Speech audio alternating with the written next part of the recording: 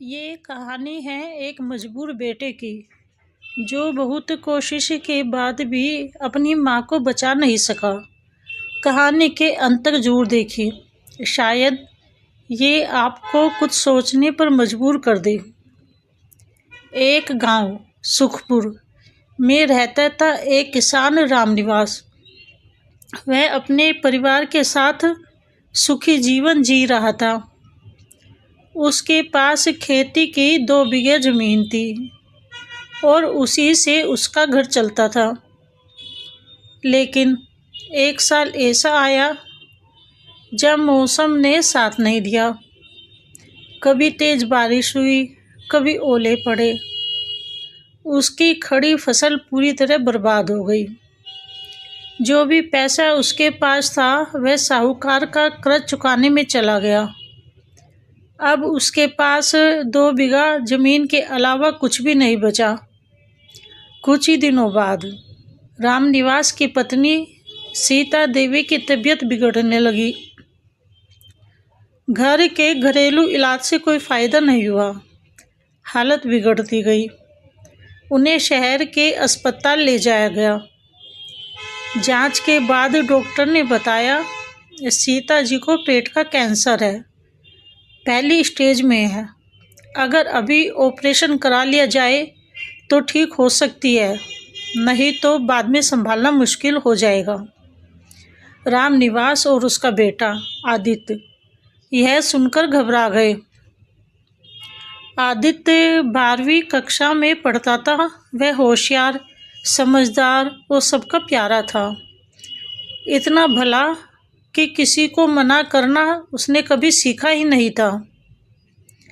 वह माँ की दिन रात सेवा करता, पर बीमारी बढ़ती जा रही थी। आदित्य ने डॉक्टर से इलाज का खर्च पूछा। डॉक्टर ने बताया ऑपरेशन और शुरुआती इलाज में लगभग 5 लाख रुपए लगेंगे। आदित्य ने घर आकर पिता से कहा। रामनिवास बोले, बेटा अभी हमारे पास पैसे नहीं है, अगली फसल आने तक इंतज़ार करना पड़ेगा। पर डॉक्टर ने साफ कह दिया था मरीज के पास इतना समय नहीं है, अभी तुरंत ऑपरेशन करना जरूरी है। यह सुनकर आदित्य ने सोचा, मेरे ताया और चाचा शहर में रहते हैं। जब मैंने 10वीं में टॉप किया था तब वो आए थे और कह गए थे कभी जरूरत पड़े तो बताना, मैं उनसे उधार ले आऊँगा, अगली फसल आने पर लौटा देंगे। अगली सुबह आदित्य शहर के लिए निकल पड़ा। वह अपनी ताया रघुवीर सिंह के घर पहुंचा। देखा ताया एक आलीशान कोठी बनवा रहे थे। यह देखकर आदित्य को उम्मीद जगी कि वे जरूर मदद करेंगे। उसने दरवाजे की घंटी बजाई। नौकर ने दरवाज़ा खोला। अंदर से आवाज़ आई, कौन है? ताया जी, मैं आदित्य। आदित्य अंदर गया। ताया जी के पैर छुए। ताया जी ने चाय मंगवाई और पूछा, सब ठीक है? अचानक कैसे आना हुआ? आदित्य ने रोते हुए माँ की बीमारी और ऑपरेशन का खर्चा बता दिया। ताया जी, अभी 5 लाख रुपये की बहुत ज़रूरत है। अगर ऑपरेशन नहीं हुआ तो माँ मर जाएगी। ताया जी ने उसके सिर पर हाथ रखा और कुछ देर सोचते रहे। फिर बड़े प्यार से बोले, बेटा देख तो रहा है कोठी बन रही है, काम अभी अधूरा है, बहुत पैसा लग चुका है। कुछ दिनों बाद देखता हूँ क्या कर सकता हूँ। आदित्य समझ गया कि यहाँ से कोई मदद नहीं मिलेगी। वह उदास मन से खड़ा हुआ और बोला, अच्छा ताया जी, मैं चलता हूँ। फिर वह अपने चाचा महावीर सिंह के घर पहुँचा। चाचा किसी तैयारी में लगे हुए थे। आदित्य को देखकर खुश हुए, गले लगाए और बोले, बेटा कैसे आना हुआ? आदित्य ने सारी बात बता दी। चाचा बोले, अगले महीने हमारी शादी की 25वीं सालगिरह है। मैंने तेरी चाची से वायदा किया है कि उस दिन उसे विदेश घुमाने ले जाऊंगा। अगर पैसे दिए तो वह नाराज हो जाएगी। आदित्य रो पड़ा, चाचा जी, मेरी माँ तो इस दुनिया से चली जाएगी। यह कहकर वह वहाँ से निकल पड़ा। उसकी आंखों से आंसू रुकने का नाम नहीं ले रहे थे। रास्ते में उसे पता चला कि शांति नगर में एक बड़े सेठ रहते हैं, सेठ हरिदास, जो मंदिर में लाखों रुपये दान करते हैं। आदित्य की आंखों में चमक लौट आई। वह शांति नगर पहुंचा। मंदिर में कोई कार्यक्रम चल रहा था।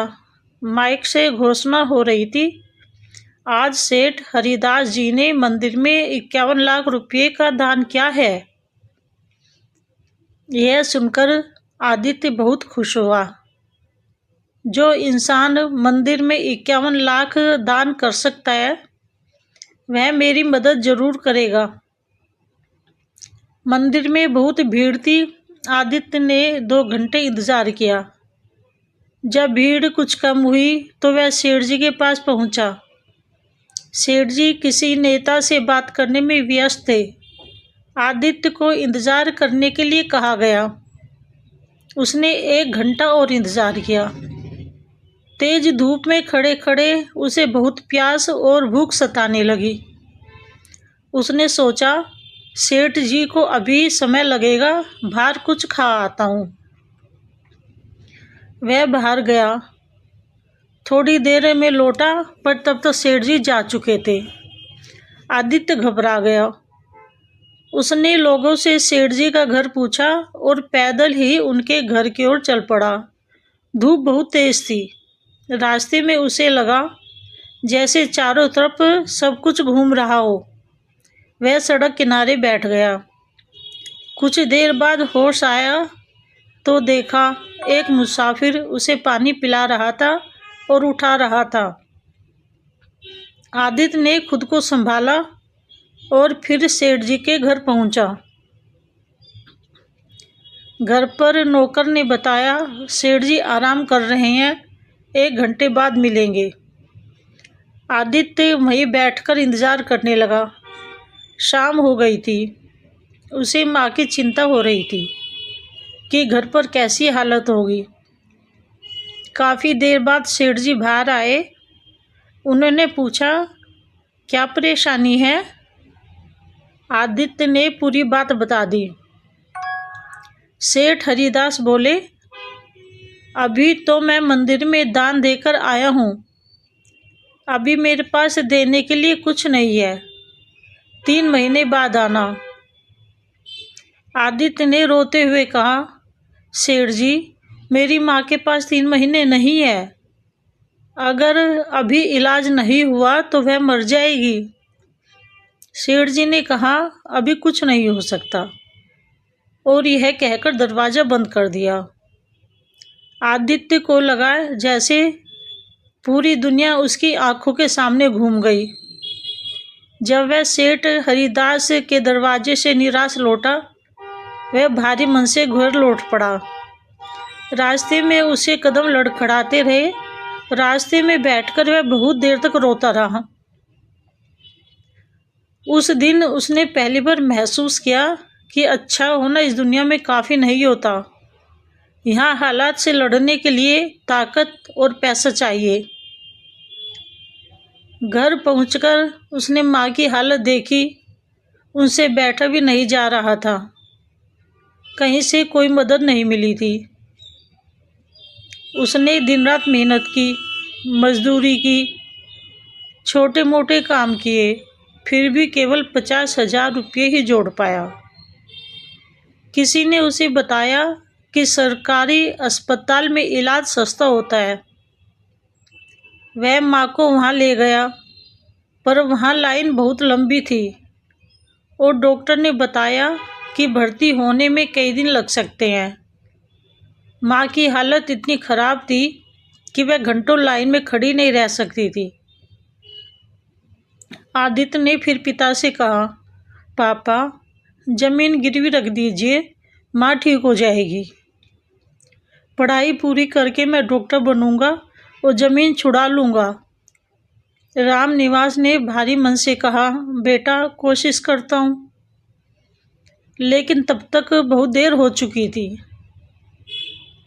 माँ की हालत दिन ब दिन बिगड़ती जा रही थी। कैंसर तेजी से फैल रहा था। वह कुछ खा पी भी नहीं रही थी। माँ की हालत देखकर आदित्य टूट गया। उसकी हिम्मत डगमगाने लगी।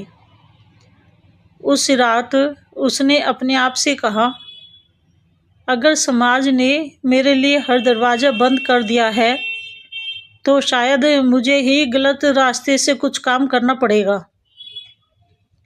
चोरी का फैसला आदित्य के लिए अपराध नहीं था, बल्कि एक बेटे की आखिरी कोशिश थी। उसी रात वह सेठ हरिदास के घर चोरी करने पहुंच गया। उसका मन काँप रहा था। वह चोरी करना नहीं जानता था। जैसे ही वह अंदर घुसा, पकड़ा गया। सेठ ने पुलिस बुला ली। आदित्य गिड़गिड़ाता रहा, मुझे छोड़ दीजिए, मेरी माँ मर जाएगी, मुझे उसके इलाज के लिए पैसे चाहिए। लेकिन किसी ने उसकी बात नहीं सुनी। ताया चाचा को बुलाया गया। सबने कहा, इसे सजा दो, इसने हमारे खानदान की नाक कटवा दी। यह सजा कानून से ज़्यादा समाज की बेरहमी का प्रतीक थी। आदित्य पर मुकदमा चला और उसे फांसी की सज़ा सुना दी गई। फांसी का दिन आ गया। उसे तख्ते पर ले जाया गया। आदित्य बिल्कुल चुप था। उससे आखिरी इच्छा पूछी, वह कुछ नहीं बोला। अचानक वह जोर जोर से हंसने लगा। सब हैरान रह गए। जल्लाद ने पूछा, तू हंस क्यों रहा है, तुझे डर नहीं लगता? आदित्य बोला, मैं इस दुनिया की लीला पर हंस रहा हूँ। जिन्हें रक्षक कहा जाता है वही भक्षक बन गए। जिन्हें रक्षक समझता था उन्होंने ही मुझे सजा देने को कहा। मैं मंदिर गया, सेठ जी के दरवाजे पर गया, रिश्तेदारों के आगे हाथ फैलाए। सबके आगे अपने काम जरूरी थे, मेरी माँ जरूरी नहीं थी। फिर वह जोर से रोया, मेरी माँ मर गई। और इतना कहकर उसने फांसी का फंदा अपने गले में डाल लिया। कुछ ही पलों में वह फांसी पर झूल गया। कागजों में आदित्य अपराधी था, पर इंसानियत की नज़र में वह एक मजबूर बेटा था। उस दिन फांसी पर एक बेटा नहीं, इंसानियत झूल गई। कहानी अच्छी लगी हो तो लाइक ज़रूर करें। अपनी भावना कमेंट में बताएं और ऐसी कहानियों के लिए सब्सक्राइब ज़रूर करें। धन्यवाद।